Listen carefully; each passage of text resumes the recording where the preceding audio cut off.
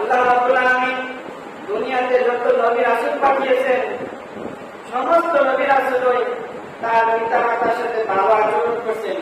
ইব্রাহিম আলাইহিস সালাম যখন ছোট ছিলেন তার পিতা আদর ইব্রাহিমকে বলে, ইব্রাহিম নমরুদকে তুমি যদি মেনে না নাও তাহলে আমি তোমাকে পাথর মেরে হত্যা করব অথবা তোমাকে দেশান্তর করব। ইব্রাহিম আলাইহিস সালাম তার পিতার এই কথা শোনার পরে আদরের সাথে খারাপ আচরণ করেন নাই, বরং আদরের সাথে ভালো আচরণ করছেন। আর বলছেন, আব্বা জান আমি আপনাকে দাওয়াত দিছি হকের পথে চলে আসুন, ইসলামের পথে চলে আসুন। কেননা আপনি যে নমরুদের ইবাদত করতেছেন, নমরুদ তো আমাদের খোদা নয়, আমাদের খোদা হচ্ছে আল্লাহ রাব্বুল আলামিন। আমি যে খোদার পরিমাণ সিনা পরিমাণ ওয়াজাহাতু ওয়াজিয়ালিল্লাযী ফাতারাস সামাওয়াতি ওয়াল আরদা হানিফান ওয়া মা আনা মিনাল মুশরিকিন। আসমান জমিন যা সৃষ্টি করেছেন, চন্দ্র সূর্য যা সৃষ্টি করেছেন, তিনি হচ্ছেন আমাদের প্রভু। অতএব আপনি নমরুদের ইবাদত ছেড়ে দিয়ে, মূর্তি পূজার ইবাদত ছেড়ে দিয়ে আল্লাহ রাব্বুল আলামিনের ইবাদত করেন, তাহলে আপনি দুনিয়া ও পরকালে সফল হতে পারবেন। রাসূল সাল্লাল্লাহু আলাইহি ওয়াসাল্লাম একবার গোশত বন্টন করতেছেন, এমন সময় একজন মহিলা আসলো। মহিলা আসার পরে রাসূল সাল্লাল্লাহু আলাইহি ওয়াসাল্লাম তার গায়ের চাদরটা খুলে ওই মহিলাকে বসার জন্য দিলেন। ওই মহিলা নবী সাল্লাল্লাহু আলাইহি ওয়াসাল্লামের চাদরের মধ্যে বসলেন। বসার পরে বিশ্ব নবীর সাথে কিছুক্ষণ কথা বলার পরে আবার যখন মহিলা চলে গেলেন, অন্যান্য লোকেরা বলতেছেন, ইয়া রাসূলুল্লাহ, ইয়া হাবিবাল্লাহ, এই মহিলাকে রাসূল সাল্লাল্লাহু আলাইহি ওয়াসাল্লাম বলেন, ও সাহাবী, তোমরা কি চিনতে পারো নাই? তিনি বলেন, আল্লাহর রাসূল সাল্লাল্লাহু আলাইহি ওয়াসাল্লাম বলেন, কেউ যদি তার হায়াতে বরকত বাড়াতে চায়, কেউ যদি তার রিজিকে বরকত বাড়াতে চায়, সে যেন তার মা বাবার খেদমত করে। মা বাবার যদি কেউ খেদমত করে তার হায়াতে তাকে বরকত দিবেন এবং তার রিজিকে আল্লাহ রাব্বুল আলামিন বরকত দিবেন। এক সাহাবী এসে রাসূল সাল্লাল্লাহু আলাইহি ওয়াসাল্লামকে বললেন, ইয়া রাসূলুল্লাহ, ইয়া হাবিবাল্লাহ, আমি বিবাহ করেছি, আমার স্ত্রী আছে এবং কি আমার মা আছে। আমার মা আমাকে বলতেছে আমার স্ত্রীকে তালাক দেওয়ার জন্য। রাসূল, আমি কি করতে পারি আপনি বলেন। রাসূল সাল্লাল্লাহু আলাইহি ওয়াসাল্লাম বলেন, তোমার মা তোমার বাবা হচ্ছে জান্নাতের মধ্যম দরজা, সুতরাং তুমি ইচ্ছা করলে ওই দরজাটা ভালো রাখতে পারো, আবার ওই দরজাটা খুলে ফেলে দিতে পারো। এখন তোমার ইচ্ছা হলে তোমার মা কথাকে মান্য করে তোমার স্ত্রীকে তালাক দিতে পারো। আর যদি তোমার মার কথা মান্য না করে তোমার স্ত্রীকে রেখে দাও, তাহলে মনে করলাম তোমার জান্নাতের দরজাটাকে তুমি নষ্ট করে দিলা। সমাজে যদি এমন ঘটনা দেখছি, তো ছেলেকে বিবাহ করেছে, বিবাহ করার পরে প্রথম যখন শ্বশুর বাড়িতে যায়, 2 দিন 3 দিন থাকে, আমরা কি করেন, আমরা কি করে আড়াইলা মানে 2 দিন থাকে। ওই 2 দিন থাকতে গেছে স্ত্রীর বাড়িতে, শ্বশুর বাড়িতে, 2 দিন থাকতে আসার পর ভিন্ন হয়ে গেছে। কত বড় কথা, মা মনে কত কষ্ট পেল, বাবা মনে কত কষ্ট পেল, আমার ছোট ছেলেটাকে আমরা জায়গা থেকে বিয়ে করে গেল, সে গেল আড়াইটা খাটার জন্য, ওইখানটা আসার পরে ভিন্ন হয়ে গেল। অবশ্যই তার শ্বশুর বাড়ির কথা শুনছে, তার বউর কথা শুনছে, তার শাশুড়ির কথা শুনছে, এই তাদের কথা শুনে আসার পরে তার মাকে ভিন্ন করে দিল, তার বাবাকে ভিন্ন করে দিল। কত বড় নাফরমানিকতা। রাসূল সাল্লাল্লাহু আলাইহি ওয়াসাল্লাম বলেন, মা বাবা হচ্ছে তোমার জান্নাত, মা বাবা হচ্ছে তোমার জাহান্নাম। মা বাবার কথা শুনে যদি তোমরা দুনিয়াতে বসবাস করে আমার ইবাদত করো, তাহলে আল্লাহ তোমাকে পরকালে জান্নাত দিবেন। আর মা বাবার যদি কষ্ট দিয়া তুমি নামাজ করো, রোজা করো, হজ করো, যাকাত করো, দান দক্ষিণা করো, কোনো কাজে হবে না, কারণ তুমি তোমার মা বাবা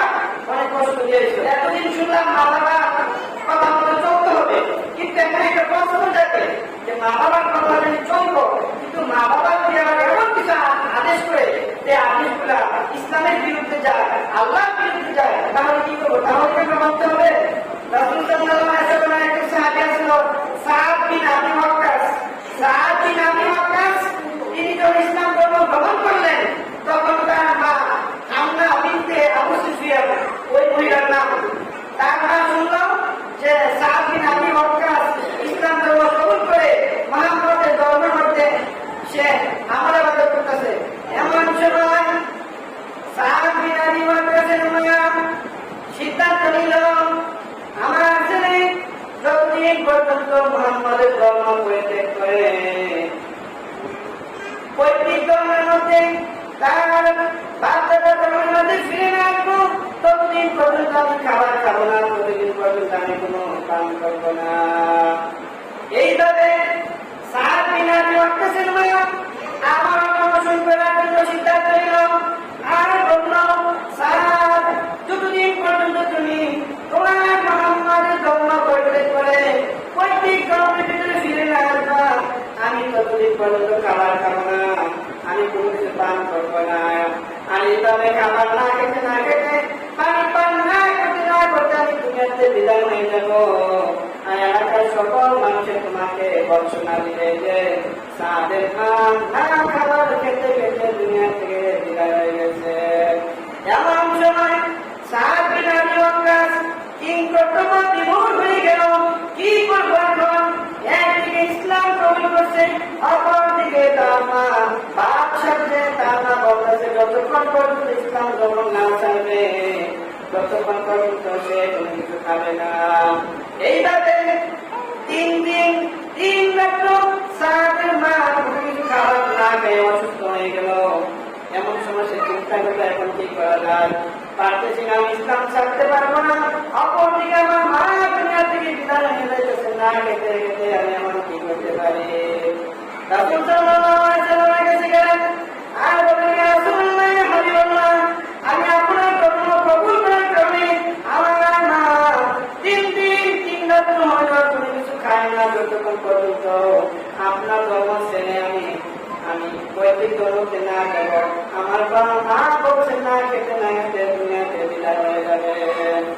সূরা আনকাবুতের 8 নম্বর আয়াতে আল্লাহ রাব্বুল আলামিন বলেন, ওয়াসাইনাল ইনসানা বিওয়ালিদাইহি হুসনা।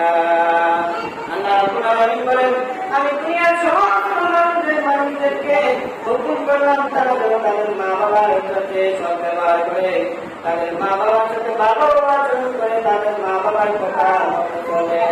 তোমার মা বাবা যদি আমি আল্লাহ রাব্বুল আলামিনের সাথে শিরক করার জন্য বলে, ইসলামের বিরুদ্ধে কোনো কথা বলে, এই কথাটা তুমি কখনো মানতে পারবে না। যখনই এই আয়াত নাযিল হয়ে গেল, তখন সাদ বিন আবি ওয়াক্কাস বাড়িতে চলে গেলেন। বাড়িতে চলে যাওয়ার পরে কিছু খাবার নিয়ে তার মার মুখের ভেতর ঢেলে দিলেন। উঠানে দেওয়ার পরে তার মা খাবারগুলো ফেলে দিল। ফেলে দেওয়ার পরে বলতেছে, সাদ, তুমি যতক্ষণ পর্যন্ত ইসলাম ধর্ম ত্যাগ না করবা আমি খাবার খাবো না।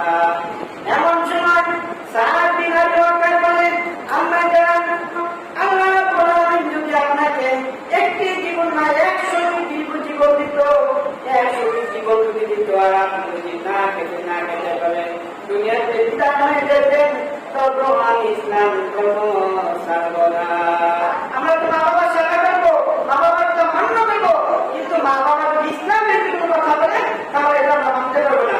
হাদিস শরীফের মধ্যে আছে, রাসূল সাল্লাল্লাহু আলাইহি ওয়াসাল্লাম বলেন, এই পৃথিবীতে আল্লাহ রাব্বুল আলামিন যত সন্তান দুনিয়াতে দান করেন, যত মানুষ দুনিয়াতে দান করেন, সমস্ত মানুষগুলোই মুসলমান হিসেবে দুনিয়াতে আসে। বিধি করে, হিন্দু করে, নাসারা করে, ইহুদি করে, কত সন্তান জন্ম হয়, সবগুলো সন্তান আল্লাহ রাব্বুল আলামিন মুসলমান করে দুনিয়াতে পাঠান। তারপরে রাসূল সাল্লাল্লাহু আলাইহি ওয়াসাল্লাম তার পিতা-মাতা কাউকে নাসারা বানায়, কাউকে ইহুদি বানায়, কাউকে হিন্দু বানায়, কাউকে বিধর্মী বানায়, এই মানে সমস্ত মানুষগুলোকে আল্লাহ মুসলমান হিসেবে দুনিয়াতে পাঠান। কিন্তু পিতা-মাতা তার সন্তানকে তাদের ধর্মের উপরে চালায়া বিধর্মী বানায়। কারণ রাসূল সাল্লাল্লাহু আলাইহি ওয়াসাল্লাম বলেন, সকল মানুষ ইসলামের ভিতরে যত রং করে, একটা হিন্দু ছিল কত মুসলমান হিসেবে জন্মগ্রহণ করে, ইহুদি ছিল মুসলমান হিসেবে জন্মগ্রহণ করে, নাসারা ছিল মুসলমান হিসেবে জন্মগ্রহণ করে, কিন্তু তার মা বাবা আস্তে আস্তে তাকে মূর্তি পূজা শিখান, আগুন পূজা শিখান, এইভাবে বিভিন্ন পূজা শিখান। শিরিক এত একটা গুণা, সবচেয়ে বড় গুণা আছে শিরিক, যে শিরিক করে সাথে তার ইমান চলে যায়। অনেক ঘটনা আছে, বাবা জীবিত থাকা অবস্থায় বিভিন্ন মাজারে বিভিন্ন পীরের কাছে মুড়ি হয়েছে, প্রত্যেক বছরে বছরে উৎসব সময় ভোট দেয়, ছাগল দেয়, টাকা দেয়, পয়সা দেয়, মান্যত করে। কিন্তু আল্লাহ রাব্বুল আলামিন বলছেন, মাজার মধ্যে যে মান্যত করবো তার সাথে সাথে ইমান চলে যাবে। মান্যত হবে একমাত্র আল্লাহ রাব্বুল আলামিনের, মান্যত হবে একমাত্র আল্লাহর রহমত উদ্দেশ্য তার জন্য, যে তার বাবাকে মান্য করে, তার মাকে মান্য করে, মাজারে মান্যত দেয়, মাজারে ভোট দেয়, মাজারে ছাগল দেয়, মাজারে টাকা দেয়, মাজারে পয়সা দেয়। আল্লাহ রাব্বুল আলামিন সাথে সাথে তার ইমানদার ক্যান্সেল করে দেয়। ইসলাম কাজ করলো, তাহলে আল্লাহ রাব্বুল আলামিন পরকালে তাকে বলবেন, উলাইকা আসহাবুন নারিম ফিহা খালিদুন, তারা চিরকাল জাহান্নামের মধ্যে থাকবে। অতএব আমার বাবা ভুল করে গেছে, আমার দাদা ভুল করে গেছে, তার ভুলের উপর আমরা প্রতিষ্ঠিত না থাকি, আমরা কোরআন মানব, হাদিস মানব, কোরআন হাদিস মেনে ইসলামের উপরে আমরা চলবো, তাহলে আমরা আমাদেরকে দুনিয়া এবং পরকালে সফলতা দান করবেন। আমরা সব সময় নামাজ পড়তে বলি, ইয়্যাকা না'বুদু ওয়া ইয়্যাকা নাস্তাঈন। প্রতিবার নামাজ পড়তে বলি, ইয়্যাকা না'বুদু, হে আল্লাহ আমি তোমার ইবাদত করি, ওয়া ইয়্যাকা নাস্তাঈন, এবং আমি আপনার কাছে সাহায্য চাই। নামাজের মধ্যে বললাম, নামাজের পরে মাথা রেখে বললাম, বাবা আমার একটু সন্তান দাও, বাবা আমি বলছি 10 বছর 12 বছর, আমার কোনো সন্তান হয় না, আমাকে একটা সন্তান দাও। ও বাবা আমি বিদেশের জন্য টাকা দিয়েছি, আমাকে বিদেশে যাওয়ার জন্য ব্যবস্থা করে দাও, আমার ছেলেটা বিদেশে আছে, বিপদে আছে, আমার ছেলেটা করতে পারো। এইভাবে যেগুলো আপনারা পুনরায় কাছে চাই, বলতে মাথার কাছে গিয়ে চাই, সাথে সাথে তার ইমান চলে যায়। সূরা আশ-শুরা 53 নম্বর আয়াতে আল্লাহ রাব্বুল আলামিন বলেন, সন্তান দেওয়া মানে কানি, কাউকে ছেড়ে দিন, কাউকে নিয়ে দিন, কাউকে ছেড়ে দিন, আমিও দিলাম বন্ধা রাখি, আমি তাদের পরীক্ষা করি, সন্তান দিয়া কাউকে পরীক্ষা করি না দিয়া, এগুলো পরীক্ষা করি। এগুলো আমার বিধান, কোন দুনিয়াতে কোন মানুষের অধিকার নাই, কোন মানুষের ক্ষমতা নাই একটা সন্তান দান করার মতো আল্লাহ রাব্বুল আলামিন দান করেন। কিন্তু আমরা কেউ মাজারে কেন সন্তান চাই, বাবার কাছে কেন সন্তান চাই, যেটা আল্লাহর কাছে চান ওটা যদি বান্দার কাছে চাই তখন এটা বড় শিরিক, আর যদি একটু বড় শিরিক করার সাথে সাথে সেটি নাম হয়ে মারা যাবে। এই জন্য আমরা পিতা মাতা ওই কথাগুলি মানবো, সেই কথা কোরআন সুন্নাহর মধ্যে আছে, হক কথাগুলো মানবো। পিতা মাতার খেদমত করার কারণে অনেক মানুষ আমাদের খেদমত করার কারণে দুনিয়া এবং পরকালে সফলতা অর্জন করছে। রাসূল সাল্লাল্লাহু আলাইহি ওয়াসাল্লাম বলেন, সাহাবীরা ইয়ামান দেশ থেকে একজন লোক আসতে পারে যার নাম হচ্ছে ওয়াইস, যাকে আমরা ওয়াসকুলি নামে চিনি। ওই ওয়াইস আমি নবীকে অনেক ভালোবাসি, কিন্তু তার মা অসুস্থ, তার মাকে রেখে সে আমার সাথে দেখা করার জন্য সুযোগ পায় না।